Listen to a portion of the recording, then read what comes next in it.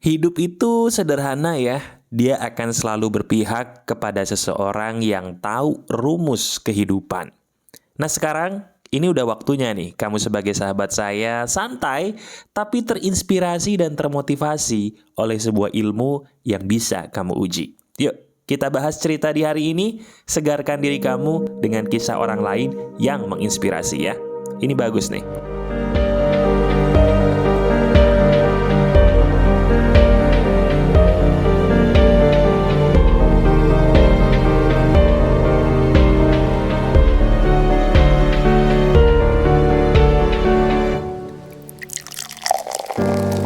Ini adalah kisahku. Ini adalah kisah saya.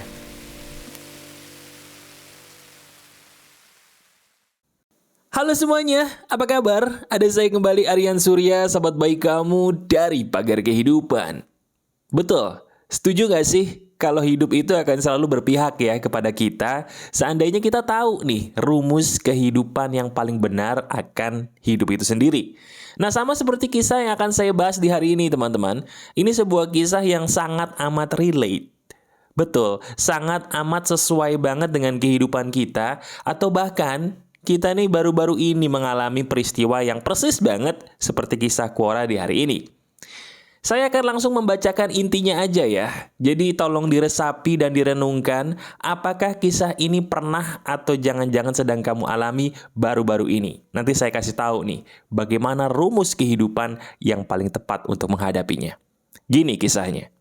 Jadi pada dasarnya orang yang menuliskan kisah di Quora ini kan adalah manusia-manusia yang sama seperti kita ya teman-teman. Dia punya kehidupan dan kadang-kadang kita juga pasti pernah merasakan hal yang sama, yaitu capek atau lelah. Benar. Intinya, kisah yang diceritakan oleh sahabat di Quora ini adalah sebuah kisah tuh yang gini. Dia adalah seseorang yang sudah punya 2 anak, teman-teman. Dia perempuan, punya 2 anak. Pernikahannya maaf tidak bisa dibilang baik. Pernikahannya bisa dibilang bahkan buruk. Di saat lagi situasi pernikahan yang memburuk, secara tidak sengaja bagaimanapun ceritanya, dia mengandung anak ketiga dari seorang suami yang dia nih sebenarnya lagi nggak suka banget. Kenapa suami ini tiba-tiba yang lagi dibenci sama istrinya bisa menghamilinya? Lucunya gitu kan? Ternyata peristiwa ini terjadi, itu agak unik. Nih, dengerin. Jadi si istri ini sebenarnya udah benci banget sama suaminya bukan karena kebencian yang biasa ya teman-teman. Karena suaminya ini mohon maaf, dia kepergok menggunakan narkoba. Bayangin gak sih?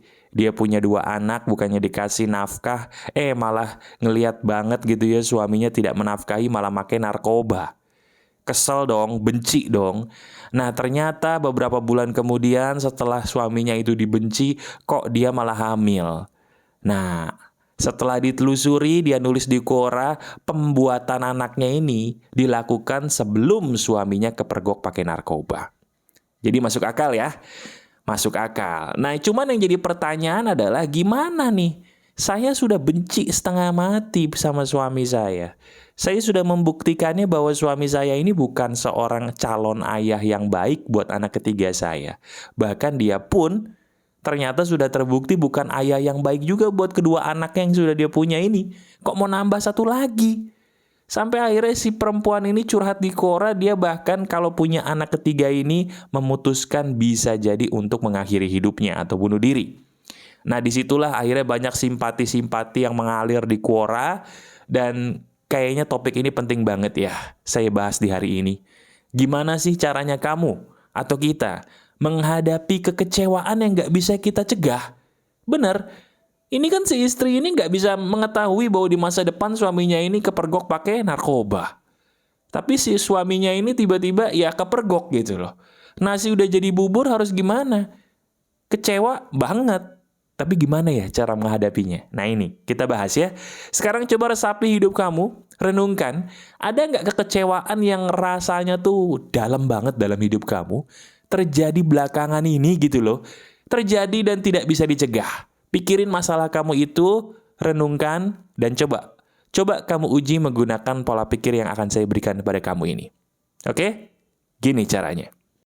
Pertama, kalau saya disuruh memberikan sebuah solusi yang sederhana, itu sebenarnya simple, teman-teman. Coba sekarang kamu pikirin hidup kamu gini deh. Pikirinnya gini. Hidup itu kan sebenarnya seperti sebuah kanvas. Tahu kanvas ya? Kanvas itu sebuah tempat atau wadah di mana orang tuh melukis gitu ya. Jadi papan lukisan itu kanvas. Sadar atau tidak, hidup kamu itu seperti kanvas yang kosong. Pelukisnya itu siapa? Kamu? Bukan. Pelukisnya siapa? Pelukisnya Tuhan, betul. Nah, kebanyakan di antara kita tuh salahnya gini. Diajarin hidup itu seperti kanvas. Tapi kita salahnya diajarin bahwa kitalah yang melukisnya, bener nggak? Bagi saya itu keliru. Dan itu yang buat kamu stres sebagai sahabat saya. Karena pada dasarnya bukan begitu yang benar.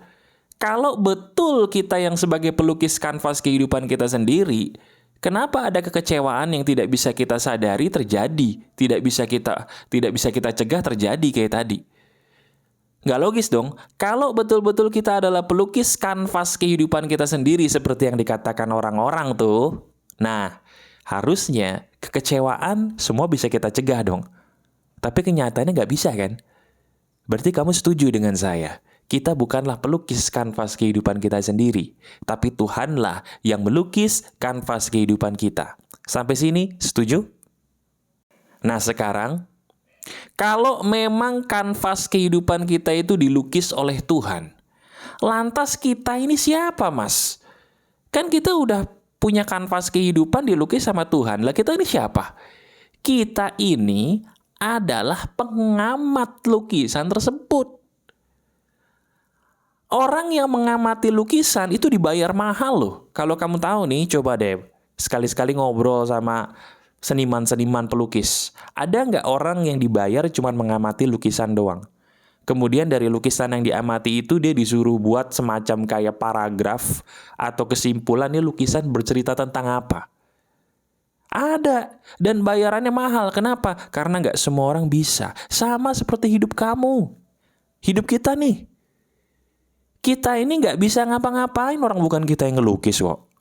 Setuju gak? Yang bisa kita lakukan adalah mengamati. Cuman kalau ngamatin itu bukan berarti bengong. Mengamati lukisan itu bukan berarti bengong aja depan lukisan. Enggak gitu. Mengamati lukisan kehidupan itu berarti kita cermati. Kenapa Tuhan memberikan saya tinta-tinta kehidupan yang bentuknya kayak gini ya? Dicermati, direnungkan. Tapi bukan dilawan.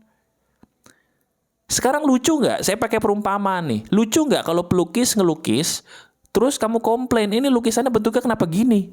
Lah, suka-suka yang ngelukis, orang dia yang lebih tahu lukisan yang bagus gimana. Tugas kita hanya mengomentari dan mengamati. Betul? Nah sekarang coba pakai pola pikir ini buat kamu deh. Sekarang lihat baik-baik permasalahan apapun yang sedang kamu alami. Nah sekarang sambil kamu lihat baik-baik, tanyakan pertanyaan emas berikut ini sedalam-dalamnya ke batin kamu. Ada gunanya nggak saya melawan ini semua? Coba tanyakan, ayo. Ada gunanya nggak saya melawan apa yang terjadi di depan mata saya ini? Ada gunanya atau tidak saya melawan ini semua? Tanyakan begitu. Kalau kamu menanyakan dengan jujur, jawabannya pun akan jujur. Apa jawabannya? Tidak ada gunanya. Kita nggak akan bisa ngelawan sesuatu yang sudah digariskan begitu. Pertanyaan keduanya, kamu tanyakan lagi, apakah ini semua benar-benar salah saya? Coba tanyakan. Kalau kamu menanyakan dengan jujur, pasti jawabannya, ya ini salah saya. Ngaco. Ini salah kamu dari mana? Orang yang ngelukis bukan kamu kok. Yang ngelukis bukan kita. Oh berarti salah pelukisnya salah Tuhan. Bukan. Tuhan itu tidak pernah salah. Yang salah itu adalah kenapa kita menganggap ini semua musibah. Sama seperti si perempuan tadi. Emang sih laki-lakinya kepergok pakai narkoba. Tapi kamu tahu nggak, setiap kelahiran itu takdir loh. Jangan hanya karena kamu merasa bahwa di saat itu kamu merasa benci banget dengan suamimu, terus kamu ngerasa Tuhan tuh nggak adil. Kenapa memberikan saya anak seperti ini? Hei, banyak nggak di luar sana orang udah gulang-guling pengen punya anak nggak bisa? Banyak. Padahal dia udah nikah, udah lama. Tapi ada nggak orang yang mohon maaf nih, belum nikah, kepleset, hamil duluan? Banyak. Berarti kan kelahiran itu adalah sesuatu hal yang tidak bisa sebenarnya loh ya, tidak bisa ditebak logika. Nah sekarang lihat hidup kamu sendiri.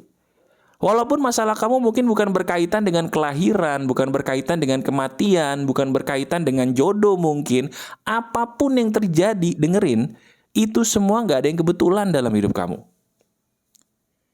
Jadi sekarang pertanyaannya cuma dari dua hal tadi itu tuh. Bisa nggak? Ada gunanya nggak kalau kamu ngelawan ini semua? Nggak ada gunanya.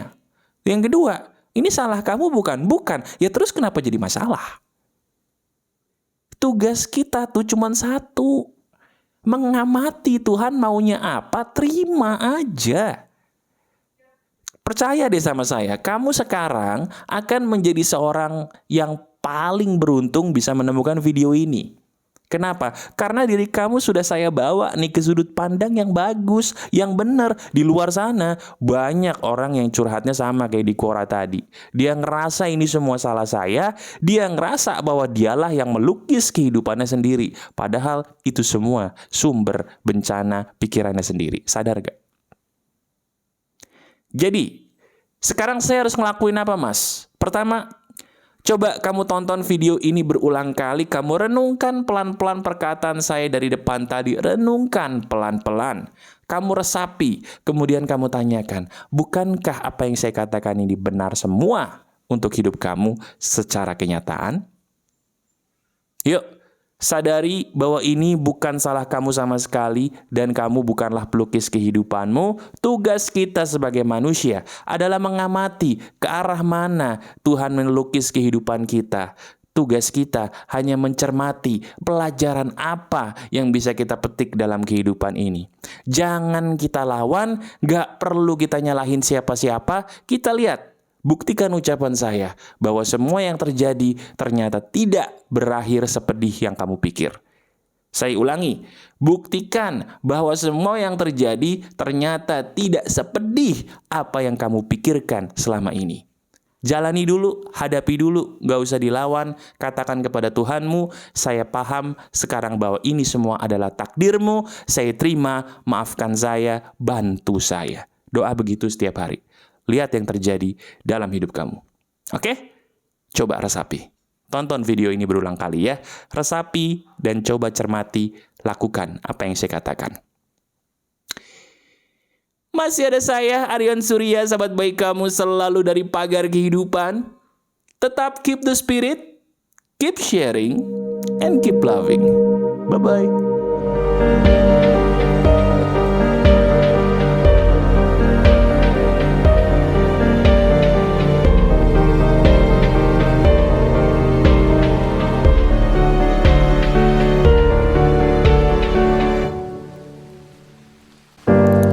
Ini adalah kisahku. Ini adalah kisah saya.